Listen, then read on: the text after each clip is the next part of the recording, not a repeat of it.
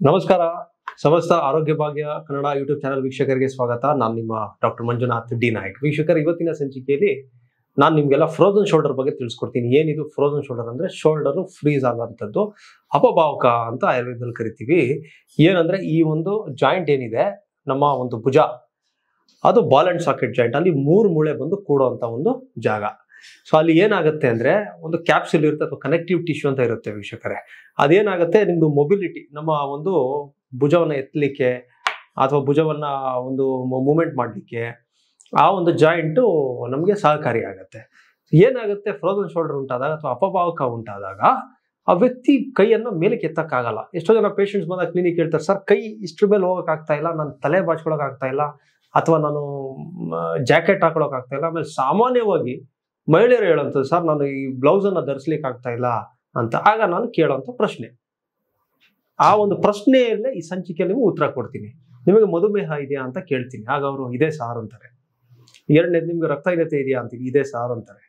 3ನೇದು, ನಿಮಗೆ ಏನಾದ್ರೂ ಫ್ರಾಕ್ಚರ್ ಆಗಿ ಸ್ವಲ್ಪ ಇಮೊಬೈಲ್ ಆಗಿ ಇಟ್ಟಿದ್ರಾ ಅಂತ, ಹೌದು ಸಾರ್ ಅಂತಾರೆ. 4ನೇದು, ಯಾವಾಗಾದ್ರು ಬಿದ್ದಿದ್ರಾ ಅಂತಾರೆ, ಹೌದು ಸಾರ್ ಅಂತಾರೆ. 5ನೇದು, ಈ ಕೈಯಲ್ಲಿ ಜಾಸ್ತಿ ಬಟ್ಟೆ ಒಗಿತಾ ಇದ್ದೀರಾ ಅಂತ ಕೆಲಸ, ಹೌದು ಸಾರ್ ಅಂತಾರೆ. ಸೊ ಹಾಗಾಗಿ ಈ 5 ಕಾರಣದಿಂದ ಫ್ರೋಜನ್ ಶೋಲ್ಡರ್ ಅಥವಾ ಅಪಭಾವಕನ ಸಮಸ್ಯೆ ಉಂಟಾಗುತ್ತೆ. ಆಯುರ್ವೇದದಲ್ಲಿ ಕೋರಿಲೇಟ್ ಮಾಡ್ಬೇಕಂದ್ರೆ ವಾತ ಮತ್ತೆ ಕಫ ದೋಷದ ಅತಿ ಆಗೋದ್ರಿಂದ ಈ ಒಂದು ಫ್ರೋಜನ್ ಶೋಲ್ಡರ್ ಉಂಟಾಗುತ್ತೆ ವೀಕ್ಷಕರೇ. ಲಕ್ಷಣ ಏನು? ನೋವು, ಕೈ ಎತ್ತಕ್ಕಾಗಲ್ಲ, ರಾತ್ರಿ ಎಲ್ಲ ನಿದ್ದೆ ಬರೋದಿಲ್ಲ, ಕೆಲಸ ಮಾಡ್ಲಿಕ್ಕೆ ಆಗಲ್ಲ. ಸೊ ಇದಕ್ಕೆ ಪರಿಹಾರ ಏನು? ಮೊದಲನೇ ಪರಿಹಾರನೇ ವ್ಯಾಯಾಮ ಅಥವಾ ಫಿಸಿಯೋಥೆರಪಿ ತಾವು ಮಾಡಿಸ್ಕೋಬೇಕಾಗತ್ತೆ. 2ನೇದು ಬಂದ್ಬಿಟ್ಟು ನಾನು ಹೇಳ್ಕೊಡೋಂಥ ಈ ಒಂದು ಎಕ್ಸಸೈಸ್ ಅನ್ನ ಮಾಡೋದು ನೋಡಿ. ಕೈಯನ್ನ ನೇರ ಮಾಡಿ ಹಿಂಗೆ ಬೆರಳಿಂದ ಹಿಂಗೆ ಗೋಡೆಯ ಒಂದು ಮೇಲೆ ಟಚ್ ಮಾಡುವಂಥದ್ದು, ಈ ಒಂದು ಪ್ರಾಕ್ಟೀಸ್ ಅಥವಾ ಈ ಒಂದು ಎಕ್ಸಸೈಸ್ ಅನ್ನ ಮಾಡಿ. 2ನೇದು ಬಂದ್ಬಿಟ್ಟು ಆಯುರ್ವೇದದಲ್ಲಿ ನಾವು ಹೇಳೋದು ಸ್ನೇಹನ ಸ್ವೇದನ ಚಿಕಿತ್ಸೆ. ಏನಿದು ಸ್ನೇಹನ? ಇಂಟರ್ನಲ್ಲಿ ತುಪ್ಪವನ್ನ ತಗೊಳ್ಳುವಂಥದ್ದು. 2ನೇದು ಬಾಹ್ಯವಾಗಿ ಅಭ್ಯಂಗವನ್ನ ಮಾಡುವಂಥದ್ದು. ಏನು ಅಭ್ಯಂಗ ಮಾಡ್ತೀರಾ? ತೈಲ ತಗೊಳ್ಳಿ. ಯಾವ ತೈಲ ತಗೋತೀರಾ? ಎಳ್ಳೆಣ್ಣೆ ಅಥವಾ ಸಾಸಿವೆ ಎಣ್ಣೆ, ಇದೆರಡರಲ್ಲಿ ಯಾವುದು ಸಿಕ್ಕಿದ್ರೂ ಪರವಾಗಿಲ್ಲ ವೀಕ್ಷಕರೇ.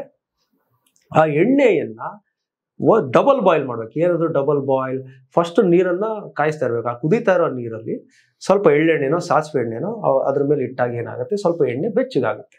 ಆ ಬೆಚ್ಚಗಾಗ್ತಿದಂಗೆ ಒಂದು ಬೆಳ್ಳುಳ್ಳಿ ಹೆಸಳನ್ನ ಜಜ್ಜಿ ಅದ್ರಾಗ ಹಾಕ್ಬೇಕು. ಒಂದು ಸ್ವಲ್ಪ ಅರಿಶಿನ ಹಾಕಿ, ಒಂದು ಸ್ವಲ್ಪ ಚಕ್ಕೆಯನ್ನು ಹಾಕಿ, ಸ್ವಲ್ಪ ಉಗುರು ಬೆಚ್ಚಗಿದ್ದಾಗ ತಮ್ಮ ಭುಜ ಏನಿದೆ ಅಲ್ಲಿ ಮಾಲಿಶನ್ನ ಮಾಡ್ಕೋಬೇಕು. ಮಾಲಿಶನ್ನ ಮಾಡಿ ಚೆನ್ನಾಗಿ ರಬ್ ಮಾಡಿ ಆಮೇಲೆ ಶಾಖವನ್ನ ಕೊಡಬೇಕು. ಶಾಖ ಅಂತ ಏನ್ ಹೇಳ್ತೀವಿ? ಸ್ವೇದನ ಅಥವಾ ಫರ್ಮೆಂಟೇಶನ್ ಅಂತೀವಿ. ಯಾವ್ದ್ರಲ್ಲಿ ಶಾಖ ಕೊಡ್ತೀರಾ? ನೀವು ಹಳ್ಳಿಲಿ ಇದ್ರೆ ಲಕ್ಕಿ ಸೊಪ್ಪು ಅಥವಾ ಲಕ್ಕಿ ಗಿಡ ನಿಮ್ಗೆ ಗೊತ್ತಿರುತ್ತೆ ವೀಕ್ಷಕರು. ನೀರ್ಗುಂಡಿ ಅಥವಾ ವೈಟೆಕ್ಸ್ ನಿಗಂಡು ಅಂತ ನಾವು ವೈಜ್ಞಾನಿಕ ಹೆಸರು ಇದೆ. ಆ ಲಕ್ಕಿ ಗಿಡ ಅಥವಾ ಲಕ್ಕಿ ಸೊಪ್ಪು ಅದನ್ನ ಸ್ವಲ್ಪ ಬಿಸಿ ಮಾಡಿ ಒಂದು ಬಟ್ಟೆಯಲ್ಲಿ ಸುತ್ತಿ ಅದನ್ನ ಶಾಖವನ್ನ ಕೊಡೋದ್ರಿಂದ ಬೇಗ ಕಡಿಮೆ ಆಗುತ್ತೆ. ಇಲ್ಲ ಸರ್ ನಾನು ನಗರವಾಸಿ ಅಂತ ನೀವು ಅಂದ್ರೆ ಸಿಟಿಲಿ ಇದೀನಿ ಅಂದ್ರೆ ಉಪ್ಪನ್ನ ತಗೊಳ್ಳಿ, ಕಲ್ಲುಪ್ಪನ್ನ ತಗೊಂಡು ಸ್ವಲ್ಪ ಬಿಸಿ ಮಾಡಿ ಬಟ್ಟೆಯಲ್ಲಿ ಸುತ್ತಿ ಕೂಡ ಶಾಖವನ್ನ ಕೊಡಬಹುದು. ಅದೂ ಆಗಿಲ್ಲ ಅಂದ್ರೆ ಹಾಟ್ ವಾಟರ್ ಬ್ಯಾಗ್ ಅಂತ ಸಿಗುತ್ತೆ ರೆಡಿಯಾಗಿ, ಅದರಲ್ಲೂ ಕೂಡ ಶಾಖವನ್ನ ಕೊಡ್ತಾ ಬಂದ್ರೆ ಕ್ರಮೇಣವಾಗಿ ಫ್ರೋಜನ್ ಶೋಲ್ಡರ್ ಏನಿದೆ, ಸ್ಟಿಫ್ನೆಸ್ಸು, ಪೇಯ್ನು ಇದೆಲ್ಲ ಕಡಿಮೆ ಆಗುತ್ತೆ. ಇದರ ಜೊತೆಯಲ್ಲಿ ತಮ್ಮ ಆಹಾರ ಕ್ರಮ ಹೇಗಿರ್ಬೇಕು? ನಾನು ಕಾರ್ಯಕ್ರಮದ ಪ್ರಾರಂಭದಲ್ಲಿ ಹೇಳಿದೆ, ವಾತ ಮತ್ತೆ ಕಫದೋಷದಿಂದ ವಾತವನ್ನ ಕಡಿಮೆ ಮಾಡುವಂಥದ್ದು ಯಾವ್ದು? ಬಿಸಿ ಊಟ, ಬಿಸಿ ಬಿಸಿ ಸೂಪು, ವೆಜಿಟೇಬಲ್ ಸೂಪ್ ತಗೋಬೇಕು. ಆಮೇಲೆ ಸಿಹಿಯಾದ ಪದಾರ್ಥ, ಸಿಹಿ ಅಂದ್ರೆ ಜಾಂಗೀರ್ ಜಿಲೇಬಿ ಎಲ್ಲ ವೀಕ್ಷಕರೇ, ಮನೇಲೆ ಮಾಡುವಂಥದ್ದು ಸ್ವೀಟ್ ಪಾಯಸ ಅಥವಾ ಸಿಹಿ ಪೊಂಗಲ್ಲು, ಇದನ್ನ ತಗೋಬೇಕು. ಸಿಹಿ ತಗೊಂಡಾಗ ವಾತ ಕಡಿಮೆ ಆಗುತ್ತೆ. ತುಪ್ಪವನ್ನ ತಗೋಬೇಕು.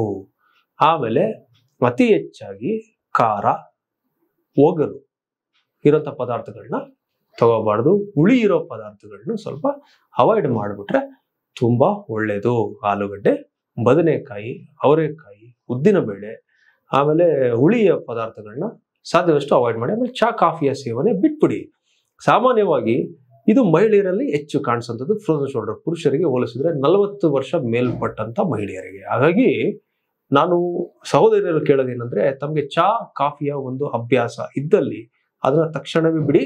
ಅದರ ಬದಲು ಬಾದಾಮಿ ಹಾಲನ್ನ ತಗೊಳ್ಳಿ ಅಥವಾ ಮಜ್ಜಿಗೆಯನ್ನ ತಗೊಳ್ಳಿ, ತುಂಬಾ ಒಳ್ಳೆಯದು ನಿಮಗೆ.